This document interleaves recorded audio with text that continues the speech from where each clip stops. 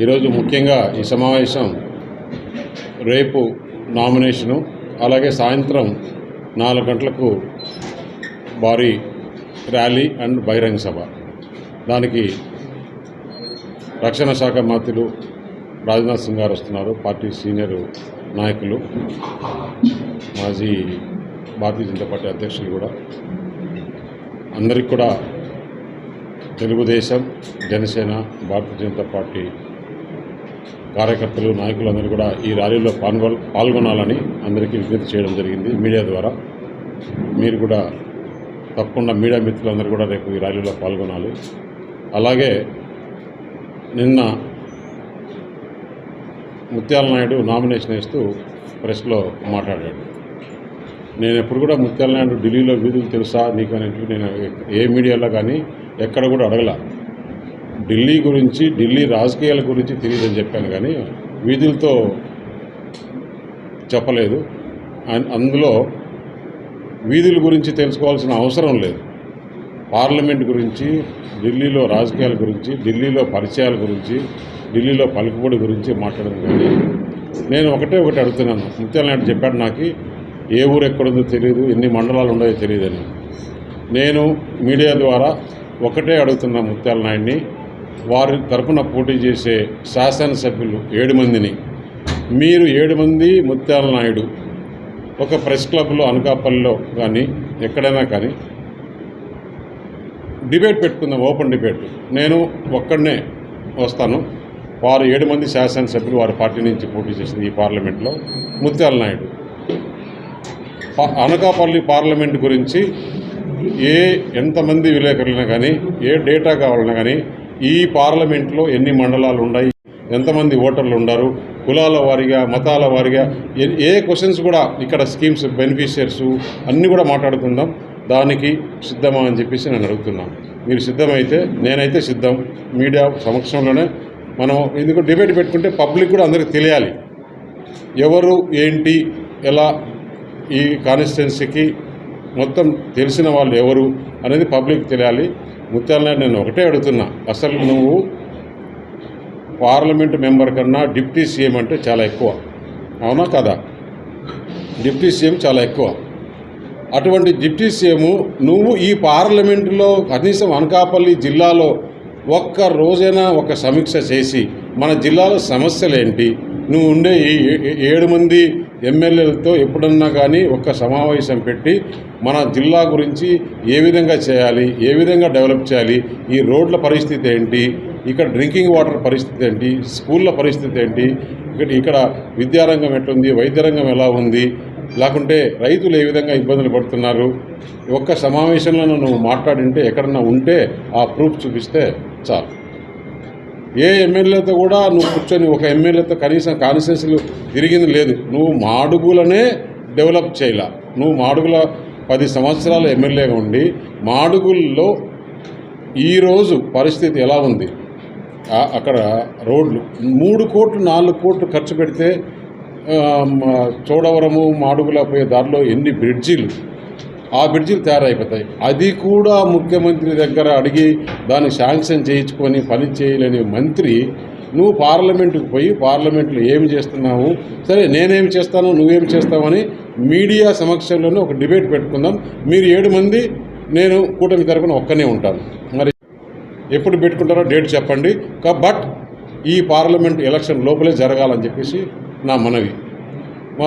ఎందుకంటే దీంట్లో మీడియా వాళ్ళు కూడా నన్ను క్వశ్చన్లు అడగచ్చు, బూడి ముత్యాలను క్వశ్చన్లు అడగచ్చు, వాళ్ళు 7 మందిని అడగచ్చు. బట్ వాళ్ళ 7 మంది ప్లస్ 8 మందికి నేను ఒక్కనే సమాధానం చెప్తాను. ఫుల్ డేటా, పాపులేషన్ కార్డ్ నుంచి గవర్నమెంట్ సెంట్రల్ గవర్నమెంట్ ఎన్ని స్కీమ్స్ వస్తున్నాయి, దాంట్లో ఈ కాన్స్టిట్యున్సీలో ఎంత బెనిఫిషియర్స్ ఉన్నారు, కాన్స్టిట్యున్సీ వైజ్ కావాలంటే తీసుకుందాం, మండల వైజ్ కావాలంటే తీసుకుందాం, ఎంటైర్ పార్లమెంట్ కావాలంటే కూడా తీసుకుందాం. దేనికైనా రెడీగా సిద్ధంగా ఉంటాను. అంత ప్రిపేర్ అయ్యి వచ్చిన నన్ను అనకాపల్లికి వచ్చినప్పుడే. కాబట్టి ఆయనకు పార్లమెంటు అంటే ఏంటి, అసలు నువ్వు డిప్యూటీ సీఎంగా ఉన్నప్పుడు ఒక్క చెప్పుకోదగ్గ పని ఈ జిల్లాలో, అనకాపల్లి జిల్లాకు ఈ 7 నియోజకవర్గాల్లో చేసినాను నువ్వు చెప్పు. నేను చెప్తా, నువ్వు రేపు అసలు ఒకటి ముత్యాల నాయుడు చెప్పాల్సిన విషయం, రేపు పార్లమెంట్ ఎలక్షన్లు అయిపోయిన తర్వాత అసెంబ్లీలో ఒకవేళ జగన్మోహన్ రెడ్డికి మెజారిటీ వచ్చినాయి అనుకుందాం, వాళ్ళ పార్టీకి జగన్మోహన్ రెడ్డి ముఖ్యమంత్రి అవుతాడు, లేదు కూటమికి వస్తే చంద్రబాబు నాయుడు ముఖ్యమంత్రి అవుతాడు. ఎంపీల వరకు తీసుకుంటే కూటమి ఎంపీలంతా మేము నరేంద్ర మోడీ గారికి సపోర్ట్ చేస్తే ఆయన ప్రధానమంత్రి అవుతాడు. వీళ్ళ ఎంపీలు ఎవరికి ప్రధానమంత్రిగా క్యాండిడేట్ చెప్పానండి. అసలు ముత్యానాయుడికి తెలుసా మనం ఎక్కడున్నామని, ఏ పార్టీలో చేస్తున్నామని? అందుకని ఆయన జగన్మోహన్ రెడ్డి ఏమి చెప్తే అది చేసే కూడా లేదు. జగన్మోహన్ రెడ్డి ఆయనకు ఏమన్నా ఈ ప్రాంతంలో గౌరవం ఉందా? గౌరవం ఉంటే ఈయన ముఖ్యమంత్రి అనకాపల్లిలో సిద్ధం సభ పెడితే కనీసం ఆయన మాట్లాడమని చెప్పాడండి. ఇంతకన్నా అగౌరవమైన పని ఇంకోటి ఉంటుందా? ముఖ్యమంత్రి సిద్ధం సభలో లోకల్ ఎమ్మెల్యేని మాట్లాడించినాడు, క్యాండిడేట్ని, లోకల్ ఎమ్మెల్యే అభ్యర్థిని మాట్లాడించాడు. ఇక్కడ అనకాపల్లి అంటే ఇంకా కూడా వారి మనసులో ఇక్కడికి ఇంకొకరిని ఎవరన్నా తీసుకురావాలా, 25వ తారీఖు రేపటి వరకు టైం ఉంది కదా అని ఏమన్నా ఆలోచన ఉందా? లేదు నువ్వు మాట్లాడితే నీ ఒరిజినాలిటీ బయటపడుతుంది, పబ్లిక్ చూస్తారని చెప్పేసి నిజంగా మాట్లాడినే లేదా? ఈ రెండింటికి సమాధానం చెప్తే సార్. నేను మిమ్మల్ని నమస్కరించి అడుగుతున్నా, వైఎస్ఆర్ కాంగ్రెస్ పార్టీ, మీరు 7 మంది ముత్తాల నాయుడు మీడియా వాళ్ళు, అనకాపల్లి మీడియా వాళ్ళు ఎక్కడ ప్లేస్ ఫిక్స్ చేస్తే, ఏ టైం ఫిక్స్ చేస్తే, ఏ రోజు ఫిక్స్ చేస్తే ఆ రోజు నేను అందుబాటులో వస్తాను. అసలు ఇక్కడ ఏం సమస్యలు ఉన్నాయి అనే అవగాహన మీరు టైం కావాలంటే 4 రోజులు తీసుకొని రండి. మీరు ఏం చేస్తారు ఎంపీ అయితే, నేను ఎంపీ అయితే ఏం చేస్తానన్నది మీడియా సమక్షంలో మాట్లాడుకుందాం. ఇంకా నువ్వు చెప్పావు డేటా, ఇక్కడ మండలాలు తెలియదు, ఊర్లు తెలియదు అని, అది కూడా మాట్లాడుకుందాం. నాకు తెలిసిన సబ్జెక్ట్ ఎక్కువ నాకు తెలుసా, సబ్జెక్ట్ వైజ్ నీకు తెలుసా, మీడియా సమక్షంలోనే మాట్లాడుకుందాం. ఇదంతా కూడా అనకాపల్లి ప్రజలు కూడా చూడాలి. మనం యూట్యూబ్లో అందరికీ ఇచ్చేస్తాం, అందరికీ ఫోన్లు ఉన్నాయి, ఇప్పుడు ఇచ్చేస్తాం. కాబట్టి మీడియా వారు దయచేసి మీరు మీడియేట్ చేసి దీన్ని ఫిక్స్ చేస్తే బాగుంటుందని చెప్పేసి తెలియజేస్తున్నా. అలాగే రేపు మీటింగ్ కూడా మీడియా మిత్రులు అందరూ కూడా పాల్గొని ఈ సభను మొత్తం అందరికీ కూడా కాన్స్టిట్యున్సీ ప్రజలకు, ఈ రాష్ట్ర ప్రజలకు కూడా, ఎందుకంటే రాజ్నాథ్ సింగ్ గారు అంత పెద్ద గొప్ప వ్యక్తి వస్తున్నాడు మన నామినేషన్ సందర్భంగా, దాని తర్వాత భారీ ర్యాలీ, భారీ బహిరంగ సభ, మీరు కూడా అంతా కవర్ చేసి ఈ అనకాపల్లి ప్రజలకి, ఆంధ్రప్రదేశ్ ప్రజలకు పోవాలి. కొంతమంది నేషనల్ మీడియా కూడా వస్తున్నారు. మీకు దానికి కావాల్సిన వ్యాన్ కానీ కావాల్సినవి కూడా మేము ఒక కోఆర్డినేటర్ని పెడతాము. వారితో అందరూ కూడా కోఆపరేట్ చేసుకుంటే బాగుంటుందని చెప్పేసి ఇక్కడ జరిగేదన్నీ కూడా మీరు కూడా అందరికీ తెలియజేయాలని చెప్పేసి మిమ్మల్ని కూడా వేడుకుంటున్నాం. ధన్యవాదాలు. ర్యాలీ, దాని తర్వాత బహిరంగ సభ, ఈ అనకాపల్లి ప్రజలందరికీ కూడా మరొక్కసారి నేను విన్నవించుకుంటున్నాను. అందరూ కూడా భారీగా ర్యాలీలో రావాలని చెప్పేసి తెలియజేస్తున్నాను. రూటు ఎలా వెళ్తుంది ఏంటి అనేది చెప్తారా భాస్కర్? 10:50 to 11:15 ఏదో ఉంది. నేను 10:15 ఆల్మోస్ట్ 11 o'clock అదే నామినేషన్ మామూలుగానే వెళ్ళేసి.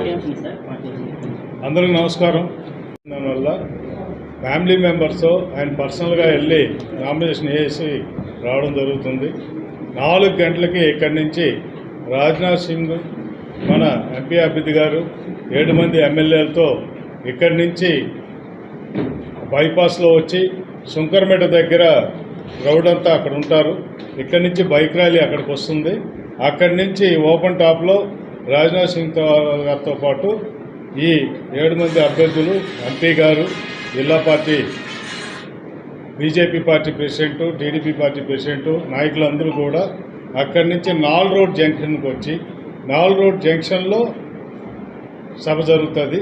ఓపెన్ వ్యాన్లో నుంచే మొన్న పవన్ కళ్యాణ్ గారు ఎలాగ మాట్లాడారో అదే రకంగా మీటింగ్ జరుగుతుంది. అది అయిపోయినాక అక్కడి నుంచి డిస్పాచ్ అయిపోవడం జరుగుతుంది. ఇది రూట్ మ్యాప్ పోలీస్ డిపార్ట్మెంట్కి కూడా ఇవ్వడం జరిగింది. దానికి సంబంధించిన అన్ని ఏర్పాట్లు కూడా చేసుకున్నాము.